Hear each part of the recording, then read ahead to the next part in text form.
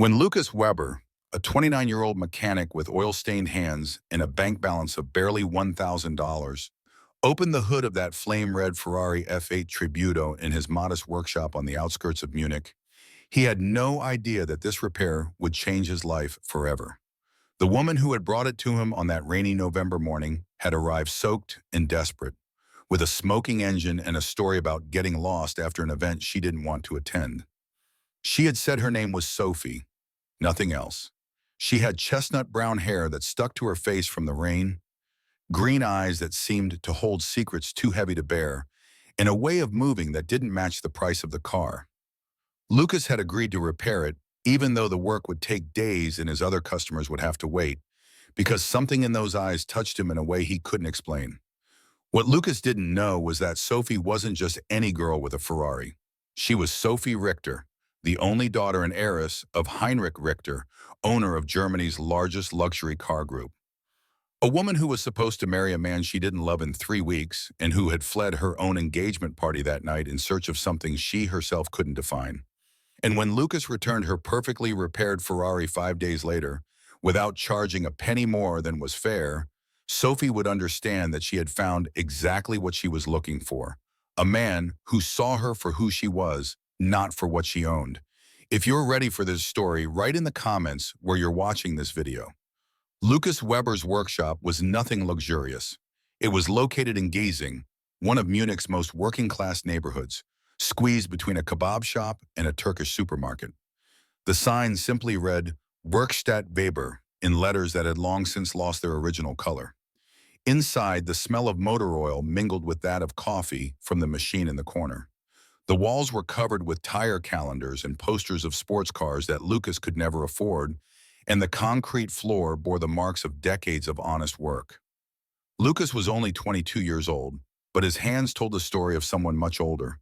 Calluses on his palms, scars on his knuckles, fingernails permanently stained with black grease that no soap could completely clean. He had inherited this workshop from his father when he was just 22, after a heart attack took him too soon. He had grown up among these engines, learning to distinguish the sound of a transmission problem from that of a fuel problem before he learned to read. It was not a business that made money. His customers were taxi drivers with 15-year-old pandas, migrants with vans that had to last a little longer, families trying to keep their small cars running until the end of the month. Lucas treated them all with the same respect, charged fair prices, sometimes too fair, according to his cousin Marcus, who accused him of being too good for a world that didn't reward kindness. But Lucas had principles his father had taught them to him. An honest mechanic is worth more than 10 clever lawyers, and the reward for a job well done is priceless. He lived in a one-room apartment above the workshop, ate pasta with tomato sauce 4 days a week, and his only luxuries were beer with friends on Saturday evenings and a ticket to the stadium when Bayern played at home. That November had begun like the others. Pouring rain, a sky as gray as concrete, cold seeping through the cracks in the door.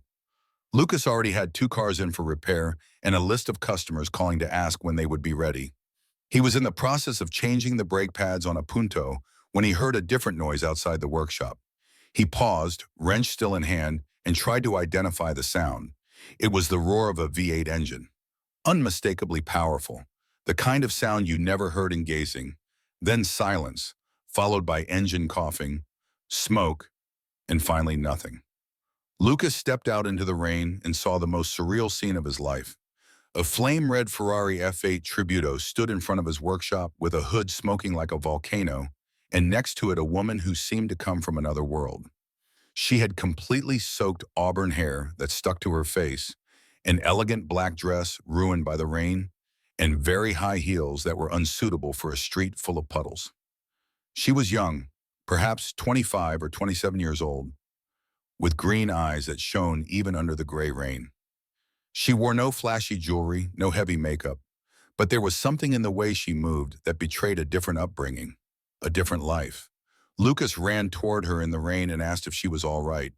She looked at him with an expression that mixed relief and despair and said, "The engine started making strange noises 10 minutes ago.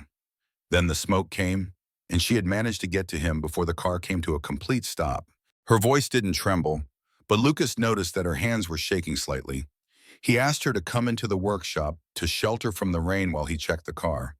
She hesitated, looking around as if she were afraid of being followed. Then she accepted. Lucas pushed the Ferrari into the workshop with the help of his 18-year-old assistant Tim, who couldn't close his mouth at the sight of this car. It was worth over $200,000, maybe more with the extras. It was the first time such a car had come into this workshop, which normally only saw small cars and broken-down vans. The woman sat down on the old chair in the corner that Lucas used for drinking coffee and said her name was Sophie. Just Sophie, no last name, no explanation of what she was doing in this part of Munich with a Ferrari that cost as much as an apartment. Lucas opened the hood and began to inspect the engine. The damage was serious but repairable. A leak in the cooling system had caused overheating, which had damaged several components. It needed parts that he didn't have in stock. It would take time. It required a precision that few mechanics possessed. He turned to Sophie to explain the situation. She listened with an attentiveness that surprised him. Most luxury car owners he had seen on television or in magazines would never deign to listen to a mechanic's explanations. But she asked intelligent questions, wanted to understand, seemed genuinely interested. Lucas made an honest offer. The parts were expensive for a Ferrari, but he wasn't going to jack up the price just because the car was expensive. The work would take at least 4 days, maybe 5. Sophie accepted without batting an eyelid, without calling anyone for confirmation, without even asking if there was a faster or more specialized place she could take it. Then she did something unexpected. She asked if she could pay half now and half on delivery, in cash. She pulled a stack of bills out of her wallet that would have scared anyone in that neighborhood and counted them on the counter with hands that were still trembling slightly. Lucas accepted and gave her a handwritten receipt. She asked if he knew of a place where she could get a taxi and said she needed to get back to the center. He offered to call one for her, but she politely declined, preferring to walk to the bus stop. Before she left, Sophie turned around at the door, still dripping from the rain, and said something that Lucas would never forget. She didn't thank him for the repair. She thanked him for treating her like a normal person, for not asking any questions, for simply offering his help without judgment. Lucas didn't understand what she meant, but he smiled and said it was his job. She smiled back, a sad smile that didn't reach her eyes, and walked into the pouring rain. In the days that followed, while Lucas worked on that Ferrari, he often thought of Sophie, of her trembling hands, of her eyes that seemed to carry too heavy a burden, of the way she had said thank you as if no one had ever really said it to her before. He wondered who she was, where she came from, why such a young woman drove such an expensive car but seemed so lost. He worked on that Ferrari as he hadn't worked in a long time, replacing every part with millimeter precision, checking and rechecking every component. It wasn't just because of the car, it was for her, for this girl, who made him feel something he hadn't felt in years. What Lucas didn't know was that 5 kilometers away, in the richest neighborhood of Munich, Sophie Richter was fighting the most difficult battle of her life, and that this broken Ferrari had been her only moment of freedom in weeks of gilded captivity. Sophie Richter was born the only child of Heinrich Richter, a magnate who had built the Richter Automotive Group from the ground up until it became the colossus that imported Ferrari, Lamborghini, and Maserati throughout Germany. She had grown up rich but lonely. Her mother died when she was 10 years old.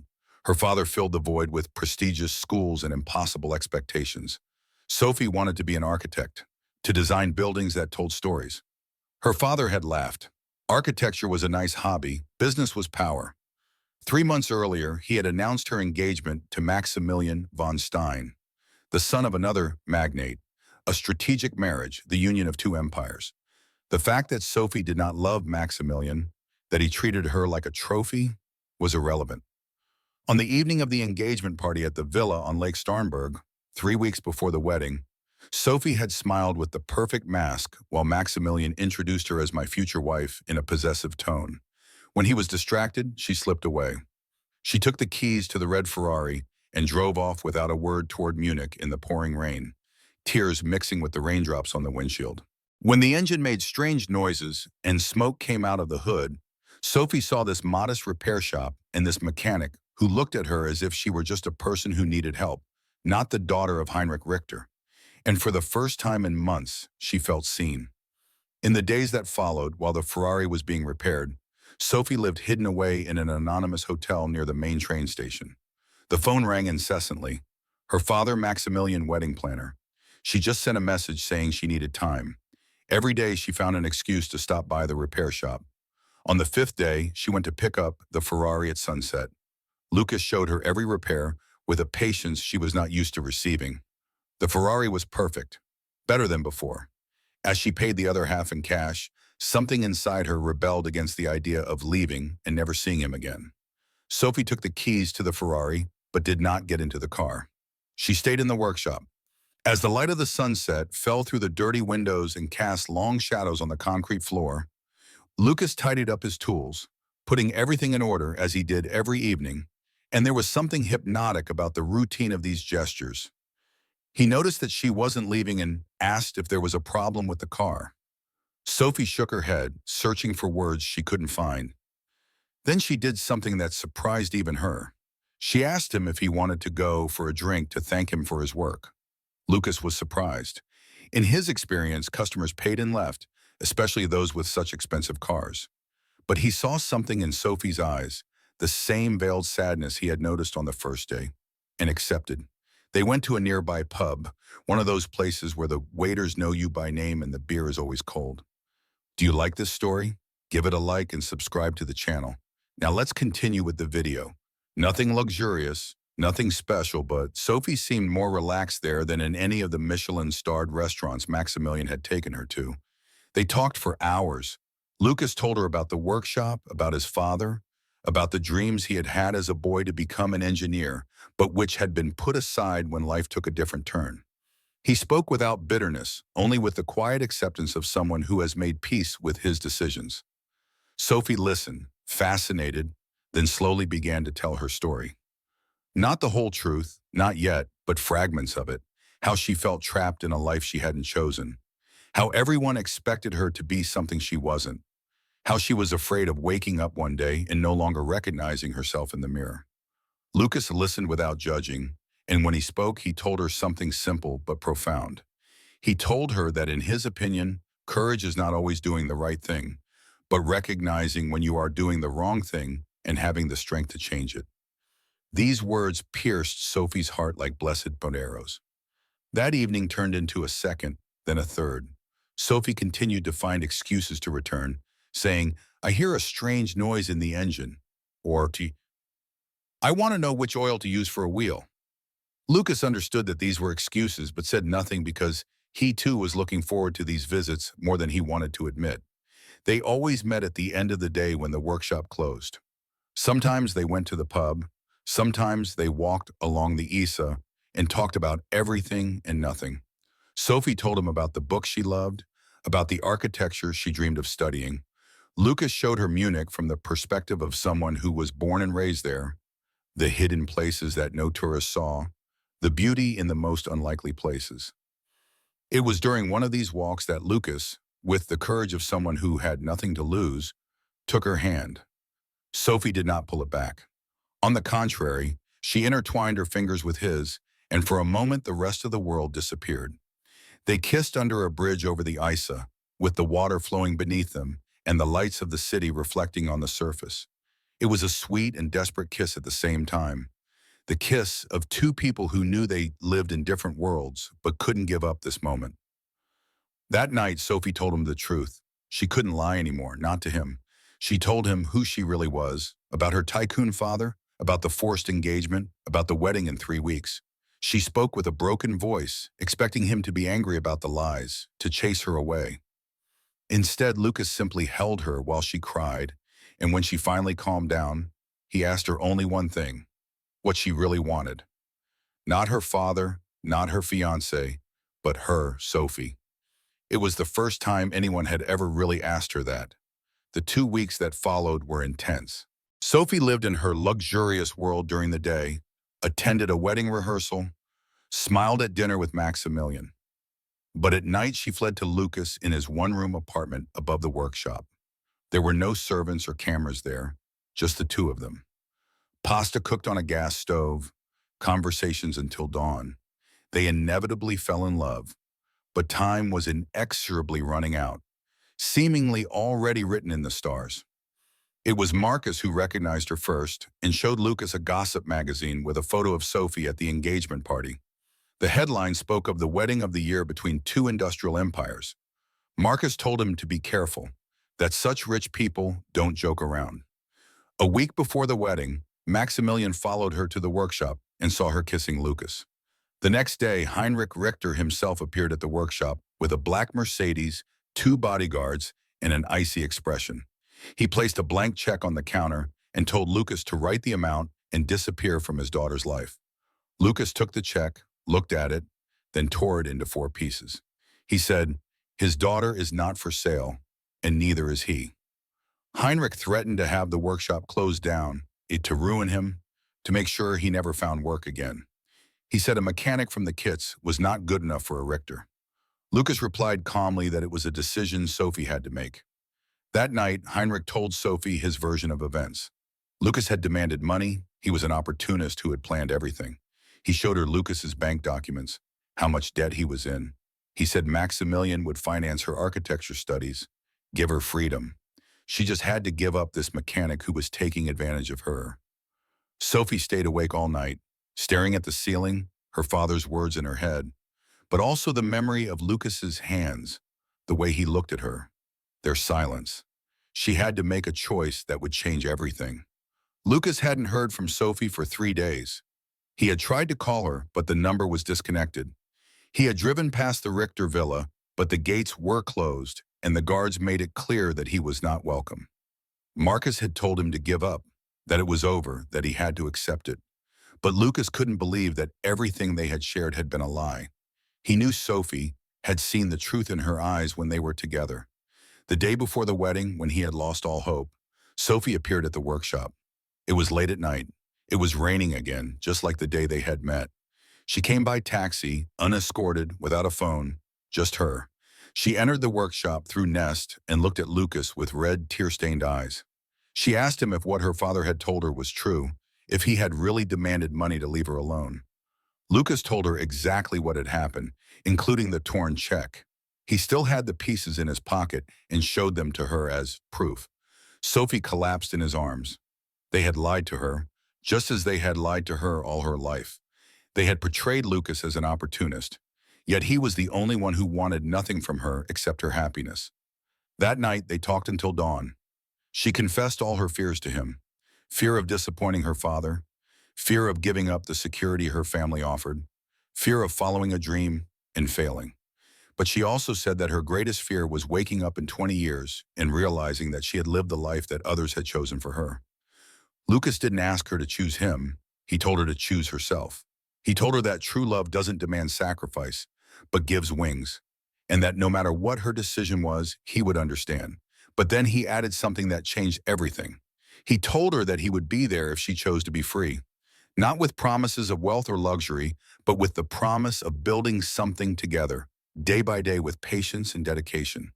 He offered her a life in which she would be an architect, not someone's wife, in which her dreams would count just as much as his. Sophie cried in his arms until there were no more tears left, and then she made the bravest decision of her life. On the day of the wedding, the Frauenkirche in Munich was full of guests waiting for the bride. Maximilian von Stein stood at the altar with a confident smile. Heinrich Richter sat in the front row with the expression of someone who was about to consolidate his empire. Everyone was waiting for Sophie Richter, but Sophie never came. Instead, she had left a letter on her desk in the villa that morning. A letter to her father, calmly and clearly explaining that she could not marry Maximilian, that she did not want this life, that she loved him but had to choose for herself. She apologized for the pain her actions would cause, but not for the decision. She had taken only her clothes, her architecture books, and that red Ferrari, which symbolically represented her escape to freedom. She had left everything else behind. She appeared at the workshop while Lucas was opening up, with 2 suitcases and a nervous but determined smile. She had no perfect plan, no certainty about how things would turn out. She only had the certainty that she had made the right decision. The months that followed were not easy. Heinrich Richter had cut off all funds to Sophie, threatened legal action, and used every connection he had to make her life difficult. The tabloids exploded with the story of the escape, the bride, turning Sophie and Lucas into characters in a public scandal. Maximilian von Stein had tried to get her back, wavering between promises and threats, but Sophie remained steadfast. She found a small apartment near the workshop, resumed her architecture studies at the public university, and began working part-time in an office of young architects who hired her for her talent, not her last name. Lucas and Sophie did not live in the fairy tale of the princess and the mechanic. They lived in the reality of two people who chose each other every day. They argued about the rent, worried about bills, and dreamed together of a future they were building brick by brick. Sophie discovered that she was an excellent architect when she was finally able to devote herself to this passion. Her first project, a community center on the outskirts of town, won an award for young talent. Lucas expanded the workshop and hired two more mechanics, specializing in restoring classic cars. Over time, Heinrich Richter also began to soften, not immediately, not easily, but slowly. The turning point came when he saw the community center his daughter had designed. For the first time, he saw Sophie not as an extension of his empire, but as a person with her own talents. He didn't apologize explicitly, but he called her to a cafe. It was the beginning of a slow and fragile but real rebuilding process. 2 years after that rainy November, Lucas asked Sophie to marry him. Not with an expensive ring, but with one he had designed and had made by a local goldsmith, with stones that told their story. He proposed to her in the workshop where it all began. The wedding was small and intimate, with just a few friends in attendance. Marcus was Lucas's best man, and even Heinrich Richter was there, sitting at the back of the hall with an expression that mixed pride and regret. It wasn't the wedding of the year that it should have been. It was something infinitely more valuable. It was authentic. Sophie no longer had the Ferrari. She had sold it months earlier to pay for her studies and contribute to the expenses. But she didn't miss it because she had understood that freedom is not bought with money, but conquered with courage. Years later, when Sophie had become a renowned architect and Lucas had transformed his small workshop into a center of excellence for historical restoration, someone asked Sophie if she regretted the life she could have had. She replied with a smile, watching Lucas playing with her son in the workshop yard. She said she had no regrets, because true wealth is not measured by what you own, but by what you are willing to risk for what you love. And that broken Ferrari, that smoking engine on a rainy November day, had been the most valuable of all defects. Because sometimes you have to break down to find out who you really are and to find who will help you rebuild yourself. If this story makes you believe that true love still exists, if you have the courage to choose, leave a little heart below to let me know. And if you really want to support stories like this, which tell of real people with real hearts in a world that often forgets what really matters, you can leave a little thank you from the bottom of your heart using the super function below. Every gesture counts, just like Sophie's courage on that rainy night, because you decided to stay until the end, and that makes you just as special as the protagonist of this story.